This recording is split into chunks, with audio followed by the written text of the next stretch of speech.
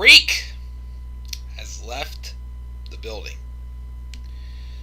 So guys, after what happened with the speaking out movement and plenty of other things that have happened in the wrestling business over the past year or so, I'm definitely very cautious with some of these people who I discuss, some of these topics, because I don't like to stick my nose into, topics involving like controversy or accusations or allegations. So one like this, I'm always super cautious with what I say, because I'm the type of person, I don't like to stick my nose into a problem. I don't want to stick my nose to something where I have to take sides over something as deep and as very debating, like something that Lars Sullivan has dealt with over the past several years for his wrestling career and leading up to this news. So this is just my thoughts on the recent news regarding now former WWE superstar Lars Sullivan, real life name Dylan Miley.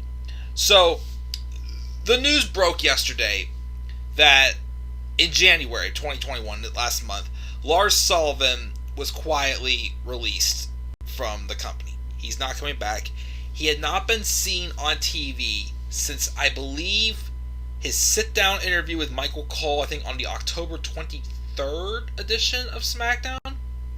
Because Sullivan had been out for, let me say, about 16 months. He'd been out from June of 2019, and he returned in October of 2020, right during the 2020 draft. He was out with a serious knee injury. So, Lars Sullivan, to me, was, as an in-ring character, I was intrigued by him in NXT. And I always liked that he was a very intelligent monster and just a human wrecking ball. He was dangerous. He was vicious. He definitely had a lot of potential. And Vince saw a lot of potential too. He was part of that batch of call-ups that was hyped at the end of 2018 that none of them really ever got over. Well, you can kind of give a little bit of a rub to Otis and Tucker. Well, more so Otis. Nikki Cross had a few runs of the women's tag titles. Lacey Evans. Oh, we all know how much Vince loves Lacey Evans. EC3, he's gone. And I can't remember if there's anybody else involved in that batch. Those two. But anyways. Lars Sullivan, I think, was originally supposed to debut. There were rumors, actually. Lars Sullivan was actually supposed to have the role that Eric Rowan had with Daniel Bryan. I've heard that rumors, and it was going to lead into Lars Sullivan having a WrestleMania 35 match against John Cena. And a second big match he was supposed to have at some point. I think maybe hyped up when I can't remember if it was when he came back this time around or whatnot. He was supposed to have a match with Brock Lesnar. That's obviously how big Vince McMahon was on Lars Sullivan. But let's talk about some things that just hurt Lars Sullivan. In-ring.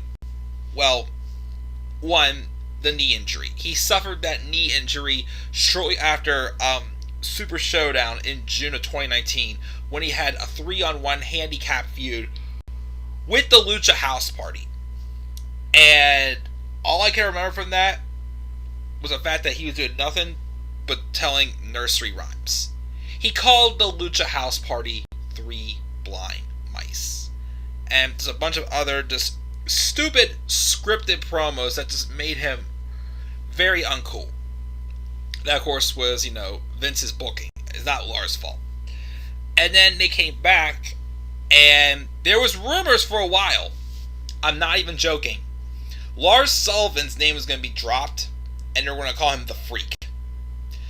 Every time he came out, the Freak! The Freak! The Freaky Freak! The freaking Freak! The freaking elbow! The freaking this! Every sentence involving Lars Sullivan involved the Freak. The promos he cut when we had the sit-down interviews with Michael Cole, was focused on him being the freak.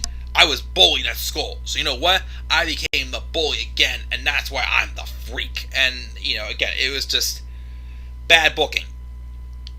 So, obviously, even though they were going to probably book him horribly, they were still going to give him this monster push and give him these opportunities.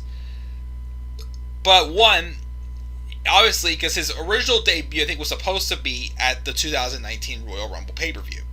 Either in the Rumble, or, like I said, he was originally supposed to be having a role that Eric Rowan had with Daniel Bryan. But then he suffered an anxiety attack when he was supposed to debut. And he didn't debut again until the Raw after WrestleMania 35. And then, rumors have it, apparently, after that last October show, he was taken off of TV because of some accusations. And he stopped showing up for shows. And basically, with everything else going on with Lars Sullivan, with the accusations, the stuff on those, comments he made, his adult film career that he had been involved with also, the guy received a lot of hate. And then, not long after he had returned, he was immediately, had screenshots of messages and, allegations he had against people, of stuff he had messaged them on Instagram and other things, and it was a mess. And, again, especially with Lars Sullivan, I love to be careful with what I say, because, once again, like I said, I don't like to be a controversial person. I don't want this to be a controversial channel to debate things and tell people, oh, you're wrong about this, you're wrong about that. There's a lot of serious matters that are discussed around the world, not just with Lars Sullivan, with politics, and other things. And I just want peace. So I always am super careful with what I say and stuff like this. But of course, another reason why I'm careful with what I say about Lars Sullivan again is because I know my good friend here, King Larry the First. He once told me a story about how Lars Sullivan to him was a hero and how excited he was when he came back. And I was excited for Lars to come back because of Larry, because Larry's my friend, and I would feel the same way if Daniel Bryan was gone for a long time and he came back. Well, that's how it happened for me too when he was forced to retire, and then he came back in retirement 2 years later. But anyways, so I don't know the whole backstory about everything involving Lars Sullivan and his controversial, posts or his adult life and whatnot. I mean, some stuff I do hear, some stuff to me it's it's stuff from his past. Can you really do it? But the fact that there's been allegations that could have been true, could have not been true, that it just felt like that he was at times, was he innocent? I don't know. Was he guilty? I don't know either. I don't like to, come up here and say, oh, this person was innocent. Screw this person. They should be in jail. Those are the type of videos I try my best to avoid on this channel. So, I say this respectively, maybe with all the allegations and everything else going on, and Lars apparently came out broken his silence today regarding it. Obviously talked about his mental health. The death of his father had really gotten to him. Maybe it was best, and he even mentioned how WWE was very compassionate and honest with him about when they released him last month. When I read all this stuff, I thought maybe it was best for Lars Sullivan just to move on to something else. There is a point where it's something what Lars Sullivan is dealing with, whether he is innocent or guilty. It may be best just to have a clean slate and start over, and just go back to the drawing board. And that just may be what Lars Sullivan needs to do. So, I've read some reports that his wrestling career is, over. Some people wonder if he's ever going to come back to the ring. I don't know.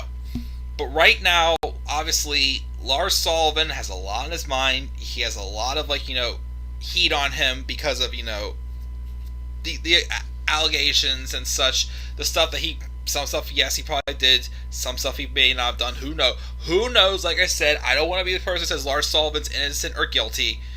But as a respect, I think, as a lot of other people who I don't like to unless there's actual flat out proof, which there seemed to have maybe been for some of these things. Who knows? But like I said, at some point, it may be a safe bet to just say, maybe it's best you just, drop this and just start fresh. And that might be what Lars Sullivan, Dylan Miley, may have had to do. So, yeah, it's unfortunate, but Lars Sullivan's moving on to other things, and I wish Dylan Miley nothing but the best, and hoping, he can maybe turn some things around, or, get some things figured out, and, get himself back to a healthier environment, basically. So, I do wish nothing but the best for him, and those are my thoughts on Lars Sullivan being released by WWE quietly last month. And the news just broke out yesterday. Guys, what are your thoughts on Lars Sullivan? Again, and as I said before, I don't like to make this like a big debate, or make people feel bad. Like, if you thought he was guilty, then okay, you thought you were guilty. If he was thought he was innocent, cool as well. Again, I do not want to make anybody feel bad on their opinions, but that's not what this video is all about. So, once again, guys, what are your thoughts on Lars Sullivan getting released? Do you think his wrestling career is over? Do you think he will come back to wrestling? What do you guys think? Make sure to leave your thoughts down in the comment section below. And be sure as always to slap a like on the video and subscribe or comment on my channel. And follow me on Twitter at DemandAirBarney3. I should be back up here later on for my AEW Beach Break live review later on tonight. So until then, guys, have a great night. I'll catch you all later. Peace out, everybody.